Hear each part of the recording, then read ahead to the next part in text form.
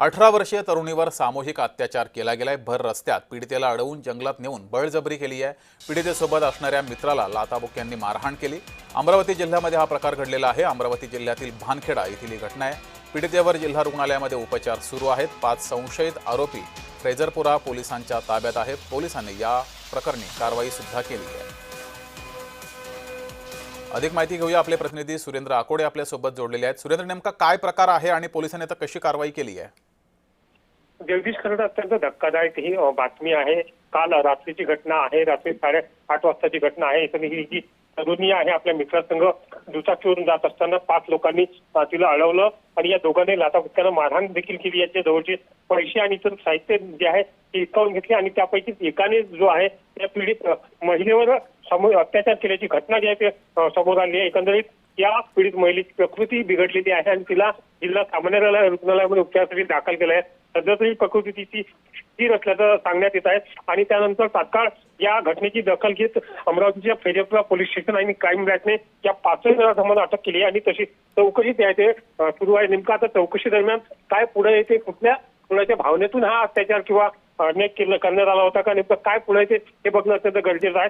एकंदरीत बघितलं की या सगळ्या वातावरणामुळे संपूर्ण अमरावती जिल्ह्यामध्ये सर्वसामान्य नागरिकांमध्ये संतापाचं वातावरण निर्माण झालंय। जगदीश, दरम्यान सुरेंद्र, ज्या 5 जणांना ताब्यात घेतलेलं आहे, अटक केलेली आहे, त्यांची काही गुन्हेगारी पार्श्वभूमी आहे? निश्चितच खरं पोलीस आता त्या मार्गाने तपास करत आहे की आता या 5ही आरोपींना ताब्यात घेतलं आहे। नेमकं कुठल्या भावनेनं हा अत्याचार करण्यात आला होता, यापूर्वी त्याने अशा प्रकारचे काही गुन्हे केले होते, हे सगळं तपास जो आहे ते या ठिकाणी क्राईम ब्रँच आणि पोलीस करतायत। यामध्ये नेमकं काय पुढे येते त्या अनुषंगाने पुढील कारवाई या ठिकाणी करण्यात येईल। जगदीश, मात्र सुरेंद्र, भर रस्त्यामध्ये हा प्रकार घडलेला आहे। यावेळेस आजूबाजूला काही लोक नव्हती का, आणि असतील तर त्यांनी यामध्ये हस्तक्षेप का केला नाही? जगदीश, खरं तर बघितलं तर ही रात्रीची घटना आहे आणि भानखेडा गावातला जो रोड आहे त्या जंगलातून जाणारा हा रोड आहे। जंगलातून आपल्या गावात जावं लागतं। त्याच अनुषंगाने रात्रीचा वेळ असल्या कारण त्या ठिकाणी कोणी नागरिक नसावा असं निदर्शनात येते, कारण की हा जो रस्ता आहे एकांकित रस्ता या ठिकाणी राहतो आणि ग्रामीण भागातले बहुतांश रस्ते अशाच प्रकारचे असतात। जगदीश, त्यामुळे या संधीचा फायदा या नराधमांनी उचलल्याचं दिसतंय। जगदीश जी सुरेंद्र, मात्र या प्रकरणानंतर पोलिसांचं नेमकं काय म्हणणं आहे?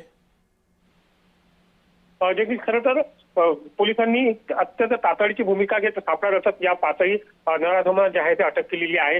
या 5ही लोकांची काही गुन्हेगारी प्रवृत्तीची आधीची पार्श्वभूमी आहे का, त्या अनुषंगाने तपास जो या ठिकाणी सुरू केलेला आहे। आणि जर बघितलं तर यामध्ये क्राईम ब्रँच अत्यंत सतर्कतेने हा सगळा तपास जो या ठिकाणी करतात आणि या सगळ्या चौकशीनंतर पुढे काय येतं, या प्रकारे हे नेमकं गुन्हेगार कुठले आहेत, कुठल्या सुडाच्या भावनेनं किंवा या पुरुषाची पार्श्वभूमी आहे का, हे सगळा तपास जो आहे ते पुढे आल्यानंतर काही आणखी गोष्टीचा उलगडा या ठिकाणी होऊ शकतो। जगदीश, मात्र सुरेंद्र, या 5 जणांना अटक कशी केली, कुठून केली, या संदर्भात माहिती पोलिसांना कशी मिळाली होती? कारवाई संदर्भात काही माहिती समोर आली आहे?